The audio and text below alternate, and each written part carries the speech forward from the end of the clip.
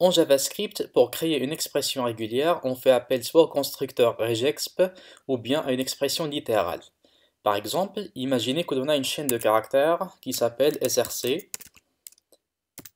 et qui contient la valeur suivante, logo.png. Bon, vous avez deviné qu'il s'agit d'une source d'une image que l'on va intégrer par exemple par la suite avec du HTML. Maintenant, on va essayer d'appliquer une expression régulière sur cette chaîne. Mais avant, il faut d'abord définir cette expression-là. Dans un premier temps, nous allons définir une expression littérale de la manière suivante.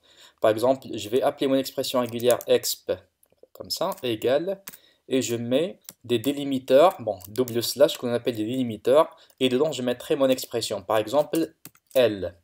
Vous avez remarqué que j'ai pas mis de simple quote, bon, parce que l'expression régulière dans ce cas c'est un objet regexp, mais j'ai mis des slash au début et à la fin. Bon, ces slash sont appelés des délimiteurs. Bon, ça montre automatiquement JavaScript que la syntaxe qui est au milieu est une expression régulière. Dans ce cas, l'expression c'est le caractère L. Donc maintenant, j'ai créé deux entités qui sont indépendantes, à savoir la chaîne de caractères sur laquelle je vais appliquer l'expression régulière et l'expression elle-même qui est définie de cette manière.